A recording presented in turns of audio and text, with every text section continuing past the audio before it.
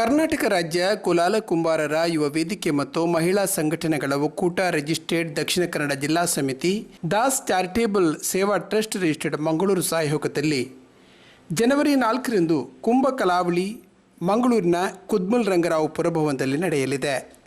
ಈ ಕುರಿತು ಮಂಗಳೂರು ಪ್ರೆಸ್ ಕ್ಲಬ್ನ ನಡೆದ ಪತ್ರಿಕಾಗೋಷ್ಠಿಯಲ್ಲಿ ಜಿಲ್ಲಾಧ್ಯಕ್ಷರಾದ ಲಯನ್ ಅನಿಲ್ ದಾಸ್ ಸ್ವಾಗತಿಸಿ ಪ್ರಾಸ್ತಾವನೆಗೆ ಇದ್ದರು. ಹಾಗೂ ನಮ್ಮ ವ್ಯವಸ್ಥಾಪನಾ ಸಂಚಾಲನಾ ಸಮಿತಿ ಅಧ್ಯಕ್ಷರಾದಂತಹ ಜಯರಾಜ್ ಹಾಗೂ ಸಾಂಸ್ಕೃತಿಕ ಕಾರ್ಯಕ್ರಮದ ಸಂಯೋಜಕರಾದಂತಹ ರಾಧಾಕೃಷ್ಣ ಭಟ್ ಅವರಿದ್ದಾರೆ, ಜಯಂತ್ ಸಂಕೋಲಿ ಅವರಿದ್ದಾರೆ. ಈಗಾಗಲೇ 17 ವರ್ಷಗಳಿಂದ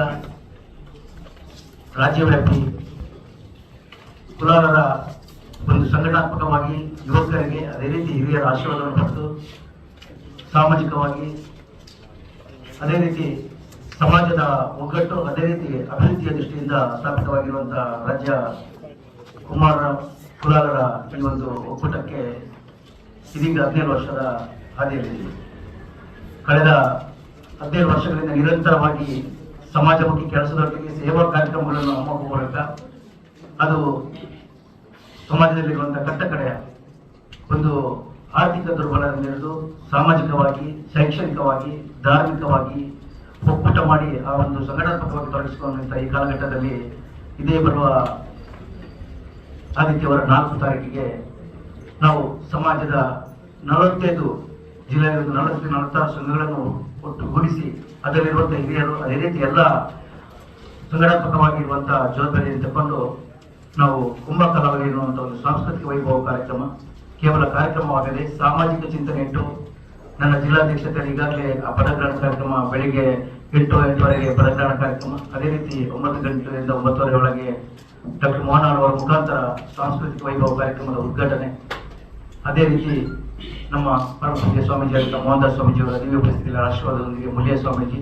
ಅದೇ ರೀತಿ ನಡುಪಟ್ಟಿನ ರವಿ ಅವರ ಒಂದು ಅಧ್ಯಕ್ಷತೆಯಲ್ಲಿ ಜವಾಬ್ದಾರಿ ತಗೊಂಡು ಬೆಳಗಿನ ಕಾರ್ಯಕ್ರಮ ಉದ್ಘಾಟನೆಗೊಂಡು ಮಧ್ಯಾಹ್ನಕ್ಕೆ 11-11:30 ಗಂಟೆಗೆ ಸಭಾ ಕಾರ್ಯಕ್ರಮ ಹಾಗೂ ಸಂಜೆಗೆ ಕರಾವಳಿ ಕುಂಭ ಕರಾವಳಿಯ ಸಾಂಸ್ಕೃತಿಕ ವೈವಿಧ್ಯ ಕಾರ್ಯಕ್ರಮದ ಸಮಾರೋಪ ಕಾರ್ಯಕ್ರಮ ಮತ್ತು ಸಭಾ ಕಾರ್ಯಕ್ರಮ ಜರಗಲಿದೆ.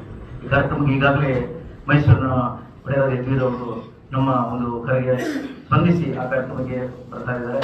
ಅದೇ ರೀತಿ ವಿವಿಧ ಗಣ್ಯರು ಸಭಾಪತಿಯಾದಂತಹ UT ಖಾದರ್ ಸಾಹೇಬ್ ಇರ್ಬೋದು, ಅದೇ ರೀತಿ ನಮ್ಮ ಸಂಸದರಾದಂತಹ ಕ್ಯಾಪ್ಟನ್ ಬ್ರಜೇಶ್ ಅವರು, ಅದೇ ರೀತಿ ನಮ್ಮ ಸ್ಥಳೀಯ ಎಲ್ಲ ಶಾಸಕರು, ವೇದವಸ್ತ ಮಾಡಿರ್ಬೋದು ಎಲ್ಲ ಸ್ಥಳೀಯ ಶಾಸಕರು ಹಾಗೂ ಮಿನಿಸ್ಟರ್ ಆದಂಥ ಸತೀಶ್ ಜಾರಕಿಹೊಳಿ ಅವರು ಕೂಡ ನಮ್ಮ ಸಂಘಟನೆಯ ಜವಾಬ್ದಾರಿಯನ್ನು ಒತ್ತು ನೀಡಿ ನಮ್ಮ ರಾಜ್ಯ ಅಧ್ಯಕ್ಷರು, ಅದೇ ರೀತಿ ನಮ್ಮ ಅನ್ಯಕುಲವಾಗಿರ್ಬೋದು, ಅದೇ ರೀತಿ ನಮ್ಮ ಶ್ರೀನಿವಾಸ ಬೇಡವರ ಒಂದು ಸಂಪರ್ಕದಲ್ಲಿ ನಿರಂತರವಾಗಿ ನಮ್ಮ ಸಮಾಜದ ಮೇಲೆ ಪ್ರೀತಿ ಇಟ್ಟು ಮಂಗಳೂರಿಗೆ ಕಾರ್ಯಕ್ರಮದಲ್ಲಿ ಪಾಲ್ಗೊಳ್ತೀನಿ ಅಂತ ಹೇಳುವಂಥ ಭರವಸೆ ಈಗಾಗಲೇ ನೀಡಿದ್ದಾರೆ.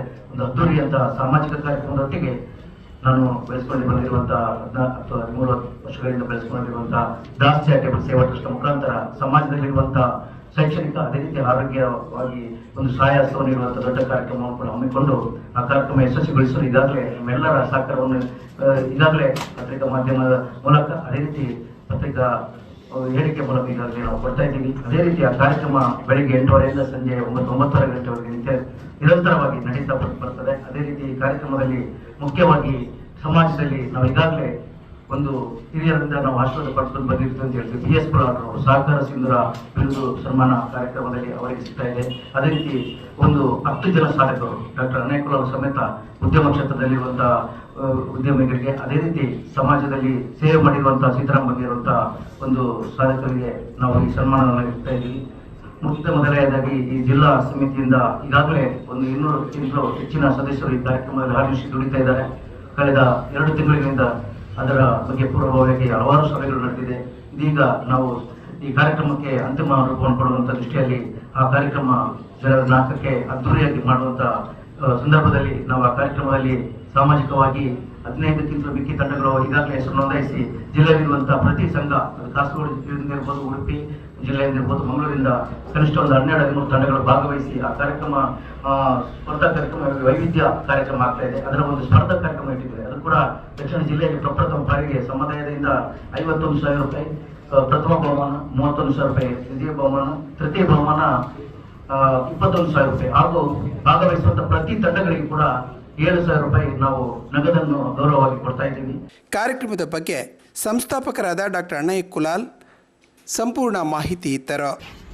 2000 ಹೊತ್ತಿಗೆ ಯುವಕರೆಲ್ಲ ಸಾಮಾಜಿಕ ಸಂಘಟನೆಗಳಿಂದ ದೂರ ಆಗ್ತಿದ್ರು.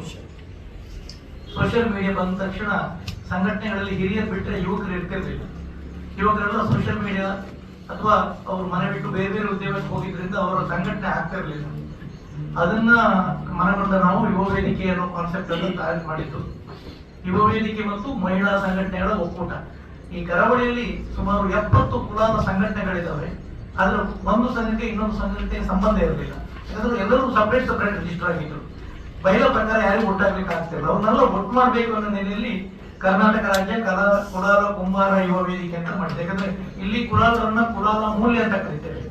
ಆದ್ರೆ ನೀವು ಉತ್ತರಕ್ಕೆ ಹೋದ ಹಾಗೆ ಉಡುಪಿ, ಕುಂದಾಪುರ, ಬೈಂದೂರು ಕಡೆ ಕುಂಬಾರ, ಹಾಡ, ಹುನುಗ ಅಂತ ಕರೀತಾರೆ.